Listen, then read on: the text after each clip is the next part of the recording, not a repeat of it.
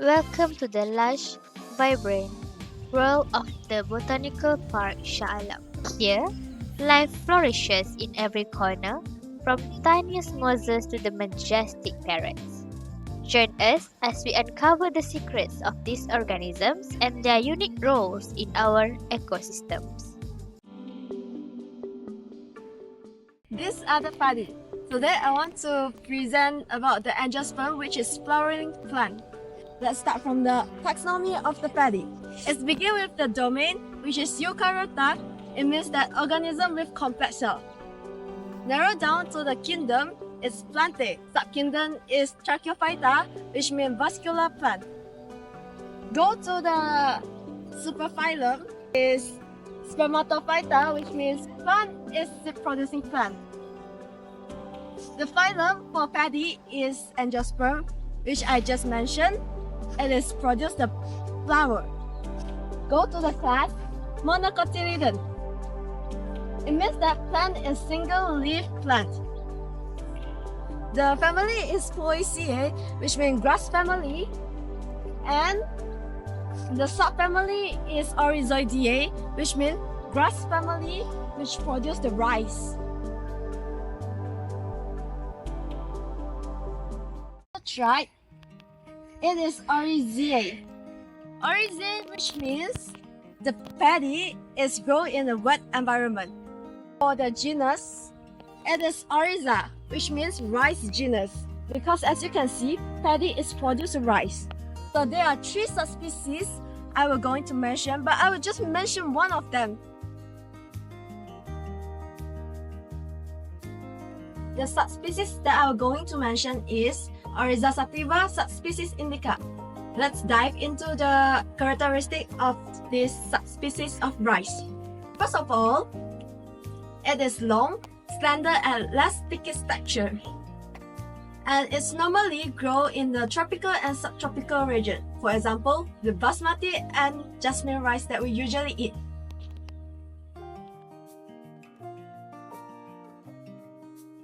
It's about the life cycle of the paddy. There are 7 stages of the life cycle.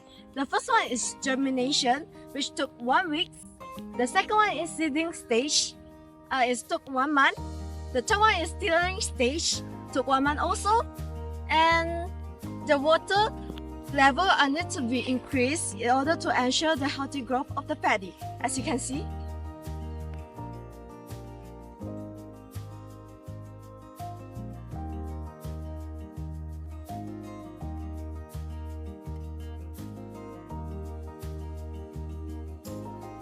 The first stage is vegetative days, took 1 month also, and the 5th stage is reproductive days. It means that the flowering and pollination are occurring at the same time. The second last stage is ripening stage, which are the stage that liked by the most people because the grain are turned from green to yellow color, eventually golden brown. That's why it's attract many people come to see and take the amazing pictures of the natural phenomenon. Actually, paddy is also susceptible to a variety of pathogen mythogenic. For example, the viral pathogen. There are 2 diseases that caused by the viral pathogen. The first one is RYMV and the second one is RTV.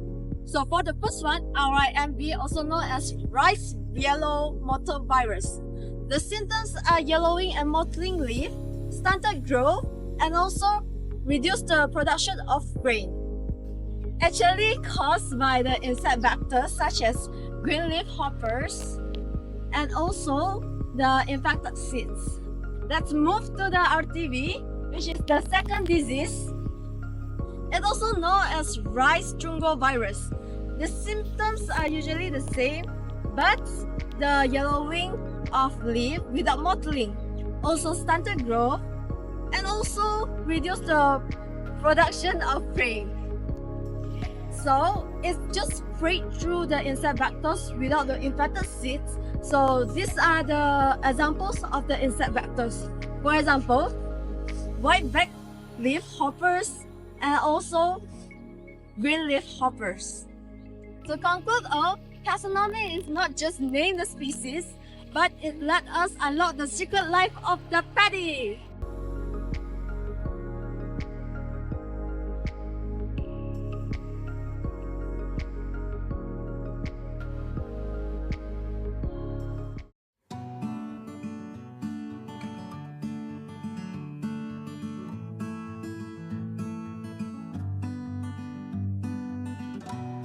Today I'm gonna talk about Bryophyta. I'm gonna introduce about the Bryophyta, which is mosses. Let's talk about the taxonomy of mosses. First is kingdom. The kingdom of mosses is Plantae. And then going down is division, which is phylum. Phylum is Bryophyta, and going down is class is Bryopsida. And then going down is order. It got various including Hymnalus, Bryolus, and Sphagnus. And then going down is family. Family got various also.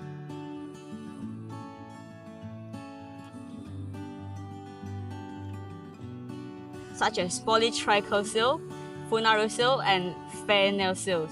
And then the last one, genus and species. Example including Polytrichum, commune, Phagnum as a species, and Bryum species. Okay, the habitat of mosses is moist, shaded forest, woodland,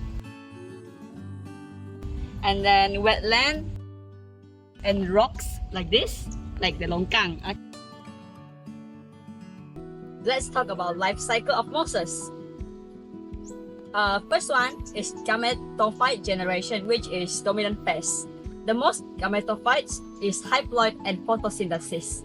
It produces gametes such as sperm and eggs. And then second one is fertilization. Water is required for the sperm to swim to the eggs for fertilizations, forming a haploid zygote. Third one is sporophyte generation. The zygote develops into a sporophyte, which is dependent on the gametophyte for nutrients. Last one is spore dispersal and germination. Spores are dispersed by wing and germinate to form a new gametophyte.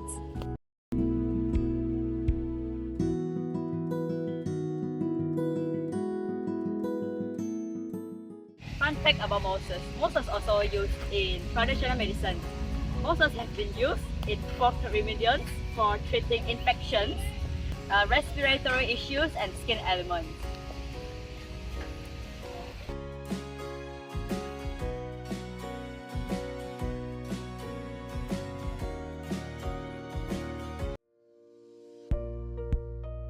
Deep in the forest, nature's own Fremacine grows silently.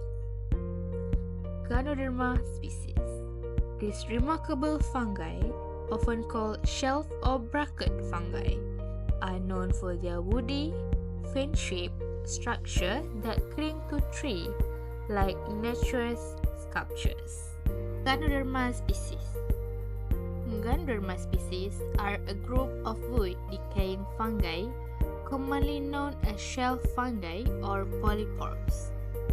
These fungi are characterized by their tough, woody texture and shelf-like structure, growing on trees and stumps. The most notable species is Ganoderma lucidium. It is widely known as reishi or lingzi in traditional medicine. It is renowned for medical properties. This fungus has been used for centuries in Chinese, Japanese, and Korean cultures to promote health and longevity.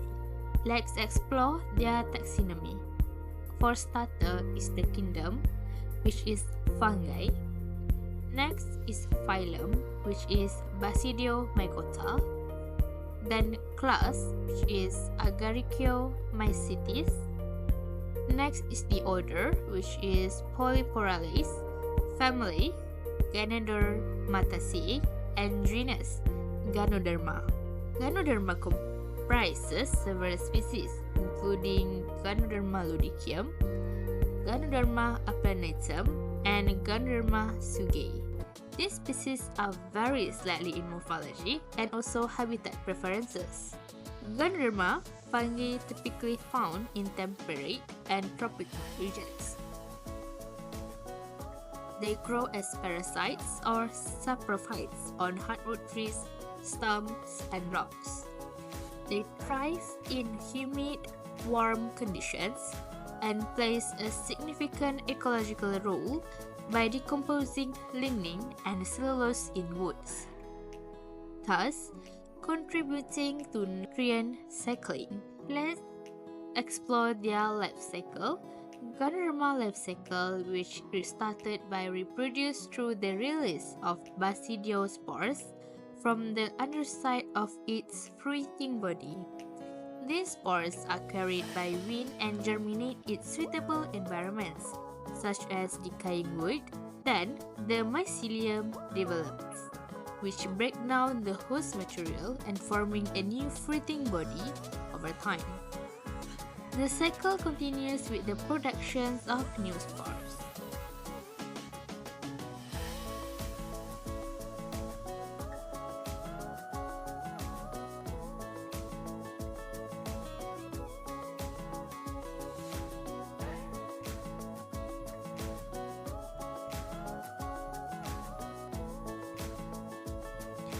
Ganoderma species also have significant value in medicals. In medicines, Ganoderma species, which particularly is Ganoderma ludicum, are rich in bioactive compounds like triterpenoids, polysaccharides, and antioxidants. These compounds have anti-inflammatory, anti-tumor, and immune-boosting properties. Reishi is often used in supplement to improve vitality and reduce stress. Next is pathogenic microbules. Some Ganoderma species, like Ganoderma applanatum, may cause white rot in trees, which leading to significant economic losses in forestry. However, they are not directly harmful to humans.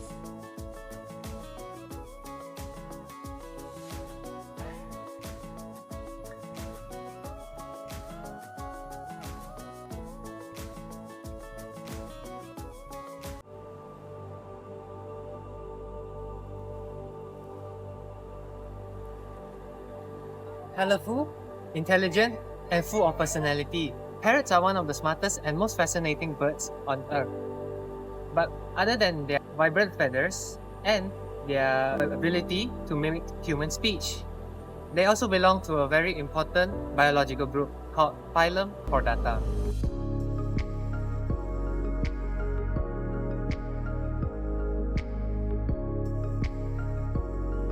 Alright, so now let's take a look at the blue and yellow macaw's taxonomy.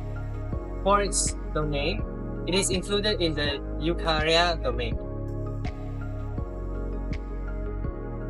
So, parrots, like all animals, are classified based on evolutionary history. So what we have here is a blue and yellow macaw. Its scientific name is Ara ararana. A very well-known parrot species, and I'm sure all of you know it. Let's explore its taxonomy together.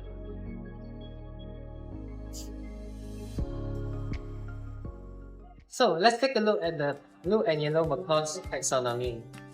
For its kingdom, it is included in the Animalia kingdom. It is about multicellular, eukaryotic, and it consumes other organisms for energy.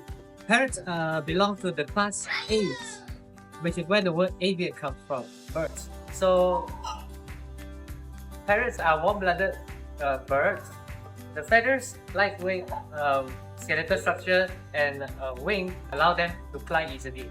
These birds belong to the order of Psittaciformes. So this order contains about 400 species of parrots, macaws, cockatoos, and parakeets.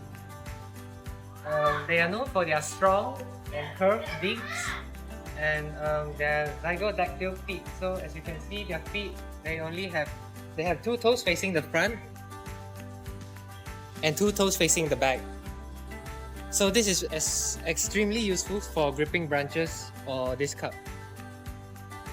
This parrot belongs to the family of Psittacidae. So Psittacidae are also known as true parrots. So birds in this family are extremely intelligent, highly sociable, and they have the unique ability of mimicking sound.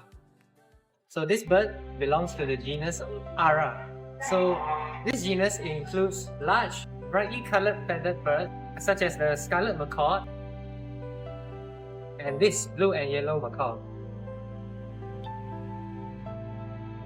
So the last taxonomic category, species. This bird species is Ararana. So it's known for its very beautiful plumage, feathers. It's highly intelligent, yeah, beautiful. And its beak, which is very strong and can crack the toughest of nuts. So now that we are done with the taxonomic classification of the blue and yellow macaw, I hope you guys understand better that how this taxonomy classification helps us understand how these animals evolve, how they are related to one another, and how this particular bird is so beautiful and highly intelligent. Parrots are found in tropical and subtropical regions, particularly in South America, Australia, and Africa. They thrive in rainforests, woodlands, and savannas, using their powerful beaks to crack nuts, fruits, and seeds. Parrots form strong pair bonds and are monogamous, often staying with the same mate for life. After mating, a female lays 2 to 4 eggs in 3 cavities, which both parents take turns incubating for about 24 to 30 days. Parrot chicks hatch blind and featherless, relying on their parents for food and protection. As they grow, they develop their bright plumage and learn to forage, fly, and communicate with their flock. Many parrots live long lives, with larger species like macaws reaching up to 60 years or more in captivity. Parrots contribute to science in unexpected ways. Their complex brain structures have helped researchers study avian intelligence and vocal learning, providing insights into human speech and neurological disorders. However, parrots can also carry zoonotic diseases, illnesses that spread from birds to humans. One of the most well-known is psittacosis, or parrot fever, caused by the bacterium Chlamydia psittaci. This disease can cause severe respiratory infections in humans. Additionally, parrots can host avian influenza and other pathogens, making proper hygiene and bird care essential for both pet owners and conservationists. Despite these risks, parrots play a crucial role in their ecosystems by dispersing seeds, controlling insect populations, and serving as indicators of environmental health. Ferns, ancient and resilient. Essential to ecosystems, these fascinating plants belong to the division of Pteridophyta, and a group of vascular plants that have existed for over 350 million years. But what makes them unique? Let's explore their full taxonomy, life cycle, and habitats in this journey through the world of fern. Ferns are more than just decorative plants. They are living fossils, maintaining their ancient reproductive cycle for millions of years. Their role in ecosystems, from oxygen production to providing shelter for wildlife, makes them an essential part of biodiversity. Here's their complete classification. So the full taxonomy starts with the domain Eukaryota, which then we continue on to kingdom, Plantae, which is all the multicellular photosynthetic organisms. Then you have phylum. The division is Pteridophyta, which is the ferns and the true ferns.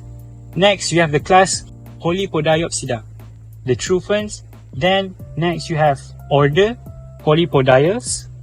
Then you have the family Nephrolepidaceae.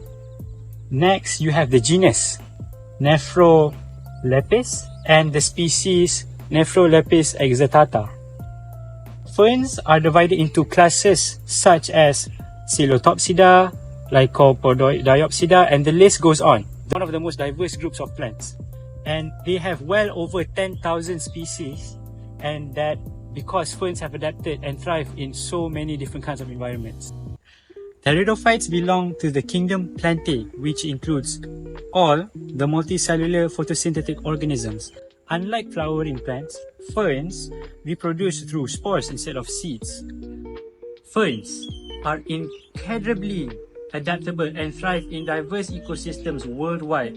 Some of their most common habitats include the tropical rainforest, where there is the most amount of species of ferns, and then you have the temperate forest found in damp and moist areas, and then you have the marshes and wetlands where you can find a fern species called a zola, where they float on the surface of water.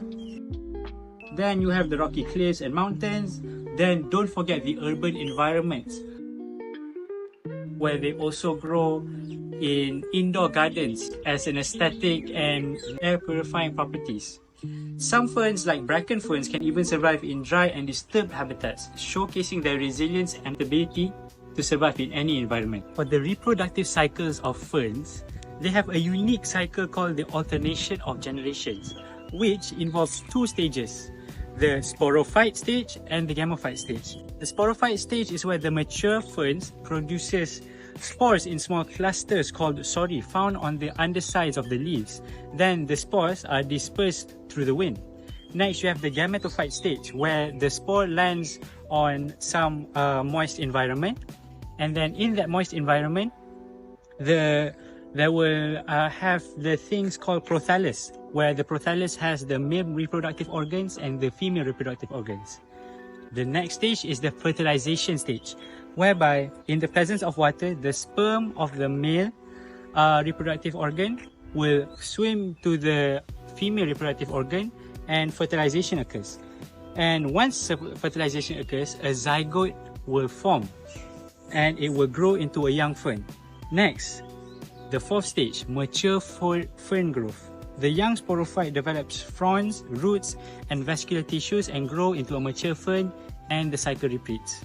Now, unlike flowering plants, ferns do not produce seeds or flowers. Instead, they rely on spores to reproduce and maintain their species.